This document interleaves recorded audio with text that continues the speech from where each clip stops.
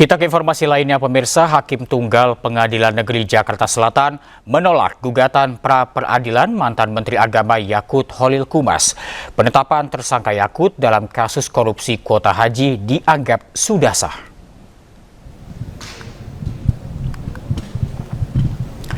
Mantan Menteri Agama Yakut Khalil Qumas sah menjadi tersangka dugaan korupsi pembagian kuota haji usai gugatan pra-peradilan yang diajukannya ditolak sepenuhnya oleh Hakim Tunggal Sulistyo Muhammad di Pengadilan Negeri Jakarta Selatan. Hakim menyebut penetapan tersangka Yakut oleh KPK sudah sesuai prosedur dan aturan yang berlaku, termasuk 2 alat bukti. Dengan ditolaknya pra-peradilan ini, proses penyidikan kasus yang menyeret Yakut akan kembali dilanjutkan.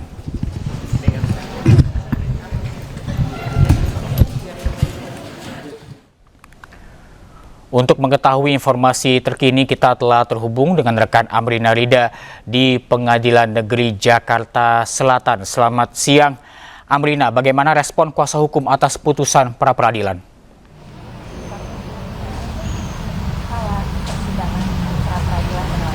Ya, Reza dan juga pemirsa, benar sekali bahwa hari ini telah dilaksanakan adanya sidang putusan berkaitan dengan adanya gugatan pra-peradilan yang diajukan oleh Yakut Khalil Qumas yang merupakan ex-menteri agama yang sebelumnya ditetapkan sebagai tersangka berkaitan dengan dugaan korupsi pembagian kuota haji tambahan periode 2023-2024. Dan tadi hasilnya adalah dalam gugatan pra-peradilan ini, Hakim Tunggal Sulistyo Muhammad memutuskan bahwa gugatan pra-peradilan yang diajukan oleh Yakut Khalil Qumas ini ditolak sepenuhnya. Dan berkaitan dengan bagaimana respon dari tim kuasa hukum akan adanya putusan Hakim Tunggal yang menolak gugatan pra-peradilan ini sepenuhnya, tadi dari perwakilan tim kuasa hukum yang diwakili oleh Melissa Anggraini ini sempat memberikan respon di mana dari pihak tim kuasa hukum Yakut Khalil Qumas ini menghargai adanya keputusan dari Hakim Tunggal akan ditolaknya putusan ataupun juga gugatan pra-peradilan ini. Namun memang tadi dari pihak tim kuasa hukum sempat menyebutkan ada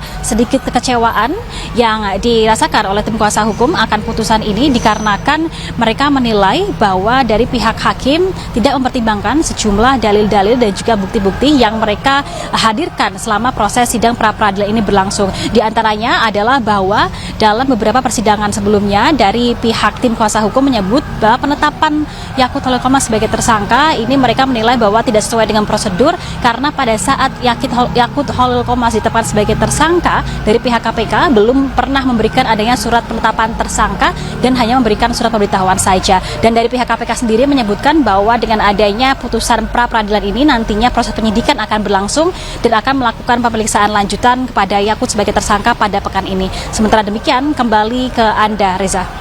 Baik, terima kasih Amrina atas laporan Anda. Selamat siang, selamat bertugas kembali. Pemirsa, PT MNC Sky Vision Tbk bersama MNC Peduli menggelar kegiatan sosial di bulan suci Ramadan di Erpetra Kedoya Utara, Jakarta Barat. Kegiatan sosial berupa pesantren kilat dan santunan yang dihadiri oleh puluhan anak yatim piatu.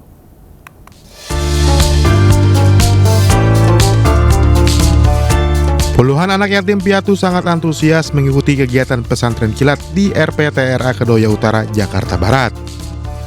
Kegiatan yang digelar PT MNC Sky Vision Tbk bersama MNC Peduli dan Kelurahan Kedoya Utara ini memberikan pembinaan nilai-nilai keagamaan melalui berbagai kegiatan edukatif dan berbagai macam lomba bernuansa religi.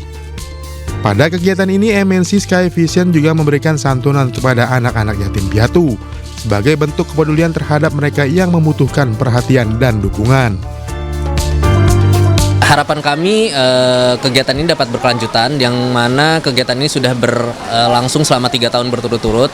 Kami berharap kegiatan ini dapat memberikan dampak positif sehingga kedepannya juga masyarakat dapat merasakan hal yang sama dalam program CSR ini. Alhamdulillah PT MNC Sky Vision dengan MNC Peduli itu telah mengadakan ketiga kalinya pada tahun ini, dan mudah-mudahan di tahun-tahun berikutnya tetap PT MNC jadi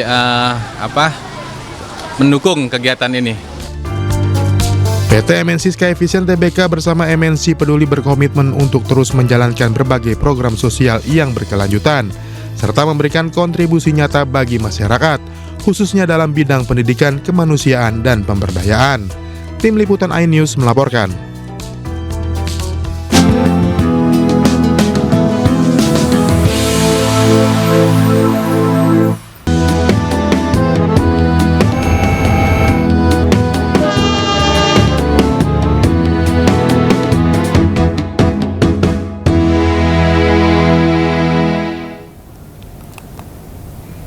Anda masih di iNews yang bersama saya Bernadetta Ginting. Pemirsa, Lebaran kurang 2 pekan. Ratusan calon pemudik menyerbu stasiun Pasar Senen Jakarta Pusat.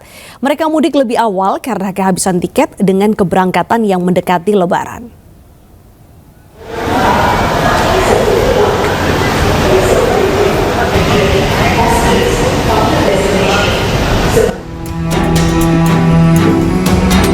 Sejak pagi hingga sore, ratusan calon pemudik mulai menyerbu stasiun Pasar Senen, Jakarta Pusat.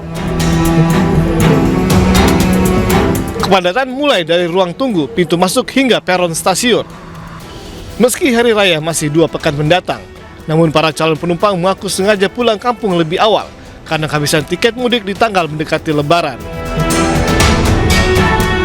Selain mendapatkan tiket dengan harga yang tak terlalu tinggi, mudik pada jauh hari sebelum Lebaran juga dapat menghindari membludaknya pemudik.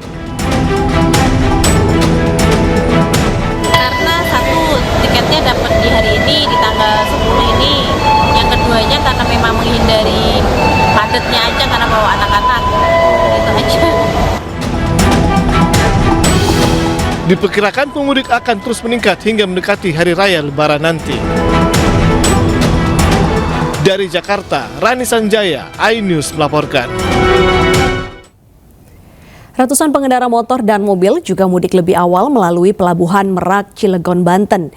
Hal ini dilakukan karena khawatir terjebak kemacetan saat puncak arus mudik.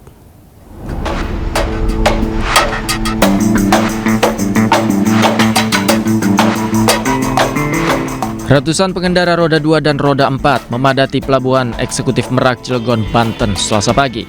Sebagian besar merupakan pemudik yang akan menggunakan angkutan penyeberangan menuju Lampung. Pemudik khususnya yang menggunakan kendaraan sepeda motor memilih mudik lebih awal karena khawatir terjebak kemacetan saat puncak mudik Lebaran mendatang. Dari Jakarta, Cengkareng, mau ke Lampung. Oh, mau ke Lampung. Tadi perjalanan gimana, Bang? Jalan tadi aman, lancar, nggak terlalu macet. Belum ada kemacetan berarti ya, Bang? Ya. Bang, ini alasan mudik lebih awal gimana, Bang? Oh, ini menghindari macet ini. Soalnya kalau lebih awal itu kan nggak terlalu macet. Nggak terlalu macet ini ya, Bang? Rencana berapa hari, Bang, di kampung halaman? Oh, ini rencana pulangnya lebih lama sih, sekitar 1 bulan. Pada angkutan Lebaran tahun ini, pemerintah Provinsi Banten telah menunjuk 4 pelabuhan sebagai sarana penyeberangan guna mempercepat dan memperlancar layanan penyeberangan penumpang. 4 pelabuhan tersebut yakni Pelabuhan Penyeberangan Merak, Pelabuhan Regional 2 Ciwandan, Pelabuhan Bandar Bakau Jaya, BBJ Bojonegara, dan Pelabuhan Krakatau Bandar Samudra. Dari Cilegon, Banten, Iskandar Nasution, iNews melaporkan. Jelang arus mudik Lebaran, jembatan di jalur alternatif Brebes Purwokerto ambles. Balok penyangga jembatan melengkung hingga kendaraan terpaksa berjalan pelan.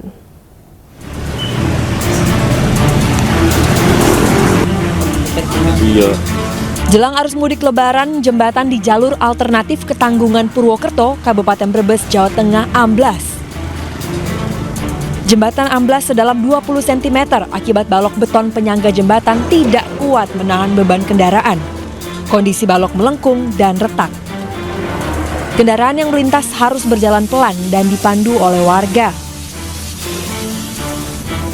Ya kalau yang parah kayak gini berarti 1 bulan ini. 1 bulan. Jalan 1 bulan. Tapi sebelumnya kan udah pernah ditambal. Oh. Kalau nggak salah, ya 3 kali ditambal doang. Jadi ya cuma ditambal ya, bawahnya udah parah ya mengkelung jadi ambles lagi. Meski arus mudik tinggal menunggu hari, namun tak ada tanda-tanda perbaikan. Jika tak kunjung diperbaiki, Arus mudik yang melintasi rute Ketanggungan, Jatibarang, Slawi menuju Purwokerto ini terancam terhambat. Dari Brebes, Jawa Tengah, Unibar iNews melaporkan. Jelang arus mudik, perbaikan jalur arteri Pantura juga terus dilakukan, pemirsa. Perbaikan yang dilakukan di sepanjang Jalan Pantura sejauh 100 km.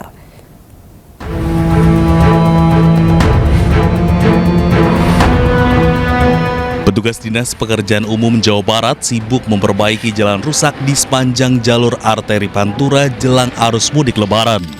Perbaikan jalan dimulai dari arteri Pantura Pamanukan hingga Palimanan Cirebon sejauh 100 km. Rusaknya jalur arteri ini terjadi akibat cuaca ekstrim dan musim penghujan. Petugas mengganti dan menambal aspal yang rusak dan ditargetkan selesai sore nanti. Di sini tuh cuma tinggal berapa titik lah, tersisa aja. Ini akan rampung kapan Pak ditargetkan Pak? Hari ini selesai. Oh hari ini selesai. Ini panjang jalur Pantura berapa kilo Pak perbaikan penambalan kayak gini Pak? Ini kita kurang lebih luas kita itu 100 kiloan dari Pamanukan sampai Palimanan. Berapa kilo Pak? 100 lebih. 100 kilo. Jalur Pantura Indramayu jadi akses favorit pemudik roda 2 menuju kawasan Jawa Tengah dan Jawa Timur. Perbaikan jalur arteri ini diharapkan bisa mengurangi risiko kecelakaan para pemudik. Dari Indramayu, Jawa Barat, Toy Iskandar, iNews melaporkan. Menko Infrastruktur dan Pembangunan Kewilayahan Agus Harimurti Yudhoyono memastikan kesiapan pemerintah menyambut arus mudik dan balik Lebaran 2026. Pemerintah juga memberikan diskon tiket transportasi hingga 30%. Dan kita menyiapkan 31.000 lebih bis dengan kapasitas tempat duduk 1,2 juta dan prasarana yang disiapkan ada 115 terminal tipe A dan 62 terminal tipe B. Sedangkan untuk transportasi laut kita siapkan 829 unit kapal dengan kapasitas 3,26 juta penumpang dan prasarana pelabuhan yang juga disiapkan adalah 636 pelabuhan. Yang terakhir terkait dengan penyeberangan, disiapkan 255 unit kapal dengan kapasitas penumpang 6,1 juta dan jumlah kendaraan yang bisa diangkut kurang lebih 770.000. Dan disiapkan pula tentunya 15 lintasan penyeberangan di 29 pelabuhan. Nah, begitu kita masuk ke penerbangan dan kereta, kami juga izin melaporkan di sini mudah-mudahan sekali lagi tidak terlalu terdampak cuaca dan kita harapkan 7,8 juta penumpang bisa menjadi target yang bisa kita selayani dengan baik, 378 unit pesawat dan 297 bandar udara di seluruh Indonesia.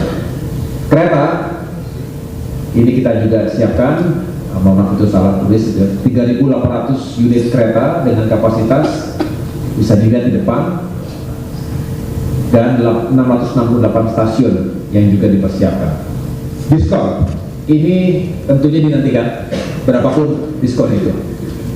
Yang jelas untuk angkutan laut 30%, sebesar 30% diskonnya kelas ekonomi di seluruh trayek kapal PSO Pelni. Ini berlaku selama 26 hari 11 Maret hingga 5 April 2026 ini. Targetnya 445.534 penumpang. Sedangkan diskon kereta api juga sebesar 30% untuk seluruh kereta api ekonomi di luar dari yang non-penugasan. Saya ulangi, non-penugasan. Ini 14 Maret hingga 29 Maret, jadi 16 hari masanya dengan target 1,2 juta penumpang. Yang terakhir, diskon angkutan udara ini bisa kita tambah lagi. Kalau lebaran sebelumnya itu 13-14% pakai KSP, tahun ini bisa kita tambah lagi diskonnya 17 hingga 18%. Ini ada beberapa elemen yang juga menjadi faktor pemurah sehingga harga tiket pesawat domestik kelas ekonomi mudah-mudahan lebih terjangkau bagi masyarakat. Ini berlaku kurang lebih 16 hari juga dari 14 Maret hingga 29 Maret untuk pembelian.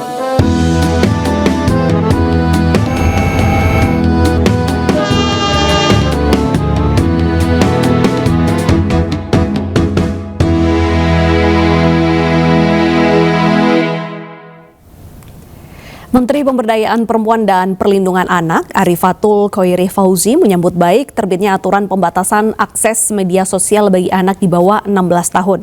Kementerian PPA akan terus berkolaborasi bersama Komdiji memastikan kebijakan ini berjalan efektif.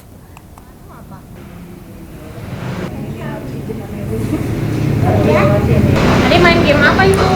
Menteri PPA menegaskan negara perlu hadir untuk melindungi anak dari berbagai risiko di dunia digital, terutama konten yang berbahaya. Mulai 28 Maret 2026, anak di bawah 16 tahun dilarang memiliki akun media sosial. Aturan ini dituangkan dalam Peraturan Menteri Komdiji Nomor 9 Tahun 2026 yang mengacu pada Peraturan Pemerintah Nomor 17 Tahun 2025 tentang tata kelola penyelenggaraan sistem elektronik dalam perlindungan anak. Kebijakan penundaan akses akun anak di bawah umur 16 tahun pada sosial media dan platform digital berisiko tinggi lahir dari kolaborasi lintas kementerian lembaga dan pemangku kepentingan melalui puluhan pertemuan termasuk dengan platform. Kementerian Pemberdayaan Perempuan dan Perlindungan Anak meyakini bahwa kebijakan ini hanya dapat berjalan efektif dengan dukungan seluruh pihak. Orang tua harus turut aktif mengawasi dan mendampingi anak-anaknya saat beraktivitas secara online.